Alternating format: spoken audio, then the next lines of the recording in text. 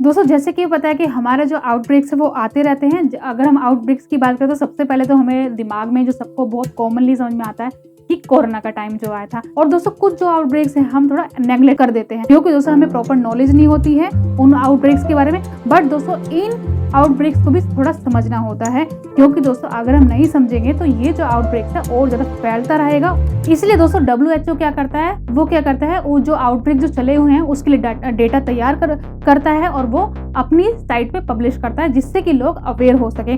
तो दोस्तों इसने क्या करा, एक डेटा पब्लिश किया एक आउटब्रेक्स के लिए जो कि काफी टाइम से आउटब्रेक चल रहा है और जो जाने का नाम नहीं ले रहा है। तो दोस्तों उसी के लिए एक डेटा तैयार किया गया और वहां पे पता चला कि ये जो आउटब्रेक है वो इतनी इजीली नहीं जाएगा। और ये इजीली इसलिए नहीं जाएगा क्योंकि हमें पता ही नहीं है कि ऐसा कौन सा आउटब्रेक है जो अभी चल रहा है। इसलिए दोस्तों हमें इसका पता होना जरूरी है क्योंकि दोस्तों WHO ने बताया कि ये जो हमारा आउटब्रेक चल रहा है जो कि हमारे बहुत सारी कंट्रीज में चल रहा है, एक साथ चल रहा है। तो दोस्तों उन्होंने बताया कि ये कंट्रोल नहीं हुआ है, ये इनफैक्ट ये डबल भी हो चुका है और बाकी सारी कंट्रीज में फैल चुका है। तो दोस्तों अभी यहाँ पे बात आ रही है कि ये ऐसा कौन सा आउटब्रेक है जो हमें पता ही नहीं है और वो इतनी ज्यादा तेजी से फैलता जा रहा है। चलिए दोस्तों इसी को थोड़ा समझते हैं कि ये कौन सा आउटब्रेक है और वो हमें पता नहीं है और ये इतना ज्यादा नेग्लेक्टेबल क्यों है।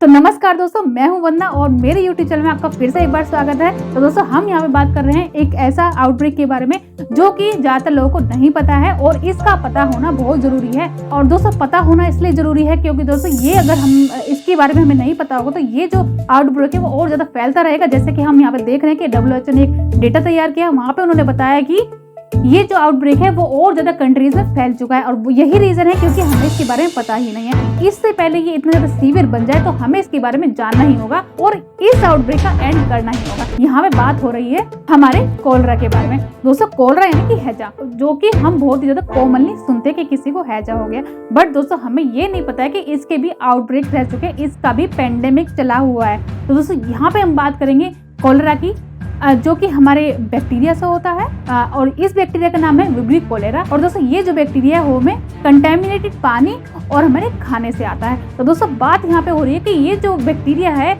जब हमें इसके बारे में पता चल चुका है कि ये जो डिजीज है वो हमारी बैक्टीरिया से होती है, तो दोस्तों ये जाने का नाम क्यों नहीं ले रही है, अभी तक हमने इसका कंट्रोल क्यों नहीं किया गया। क्योंकि दोस्तों अगर हम इसके आउटब्रेक्स की बात करें, अगर हम इसके पेंडेमिक की बात करें तो दोस्तों ये हमारा 7th पेंडेमिक है। और दोस्तों ये छोटी बात नहीं है, ये बहुत लंबे समय तक चलता आ रहा है। ये जो 7th पेंडेमिक है ये हमारा चलता है 1961 से और ये अभी तक नहीं गया है। और दोस्तों इस पेंडेमिक को 60 ईयर्स हो गए। तो दोस्तों ये इसलिए इतना ज्यादा सीवियर बनता जा रहा है क्योंकि दोस्तों हमें नॉलेज नहीं है, इसकी हमें जानकारी होनी ही चाहिए। क्योंकि दोस्तों ये जो 7th पेंडेमिक है ये अभी तक नहीं गया है और ये तो सिर्फ 7th पेंडेमिक है, इससे पहले भी हमारे 6 पेंडेमिक रह चुके हैं जो कि काफी सीवियर थे। बट दोस्तों यहाँ पे सवाल ये उठ रहा है कि ये अभी तक हमारे सराउंडिंग में है तो है क्यों, ये जाने का नाम क्यों नहीं ले रहा है। तो दोस्तों इसी के बारे में हम बात करने वाले हैं कि इस पेंडेमिक को भगाना कैसे है। क्योंकि दोस्तों ये 60 साल से यहाँ पे है तो वो कैसे जाएगा। क्या आपको लगता है कि सच में जा पाएगा? और आपको लगता है तो दोस्तों आपको अभी से स्ट्रॉन्ग बनना पड़ेगा, आपको अभी से अपने आप को अवेयर करना होगा, अपनी सराउंडिंग को अवेयर करना होगा कि इसको कैसे भगाना है। क्योंकि दोस्तों इसमें आपकी भी रिस्पॉन्सिबिलिटी है कि अपने आसपास ये जो बीमारी है ये ना होने देना। और दोस्तों यहाँ पे आपको थोड़ी सी शॉकिंग न्यूज बताने वाले कि इसके ओरिजिन के बारे में। दोस्तों इसका ओरिजिन अगर मैं बताऊं तो इसका ओरिजिन इंडिया ही है। ये जो बैक्टीरिया है वो इंडिया से ही आया और इंडिया से ये बाकी कंट्रीज में फैलता चला गया। तो दोस्तों अभी यहाँ पे हमारी और रिस्पॉन्सिबिलिटी बन जाती है क्योंकि दोस्तों अगर ये बैक्टीरिया इंडिया से गया तो दोस्तों हमें तो इसको कंट्रोल करना पड़ेगा, हमें ये देखना पड़ेगा कम से कम इंडिया में तो ना हो। 1817 में इसका जो इन्फेक्शन है वो आया था। उसके बाद दोस्तों ये अफ्रीका, अमेरिका उन कंट्रीज को अफेक्ट कर दिया था। उसके बाद दोस्तों ये बाकी सारी कंट्रीज में फैलता गया था और उसके बाद ये अभी तक नहीं खत्म हुआ है। और इसी सीरीज में अभी जो चल रहा है वो 7th पेंडेमिक हमारा चल रहा है। तो दोस्तों अगर हम इसकी सिवियरिटी की बात करें, इसकी फैटेलिटी की बात करें तो दोस्तों ये हर साल बहुत सारे लोगों की जान ले लेता है। ये दोस्तों 21,000 से लेके 1,43,000 तक लोगों की जान ले लेता है हर साल, अगर हम पूरे वर्ल्ड की बात करें। अगर हम इसकी बात करें कि इसका ट्रीटमेंट अभी तक आया क्यों नहीं, यहाँ पे इतनी ज्यादा एडवांसमेंट होने के बावजूद भी इसका अभी तक पक्का इलाज नहीं बन चुका है। बट दोस्तों इसकी जो वैक्सीन है वो अवेलेबल है, आप वो ले सकते हैं। अगर किसी को ये इन्फेक्शन हो जाता है कॉलरे का, तो दोस्तों आपको ओआरएस लेना पड़ता है। और दोस्तों अगर आपकी सराउंडिंग में ये जो है कॉलरा की डिजीज़ बहुत कॉमनली है, तो आपको वैक्सीन ले लेनी चाहिए।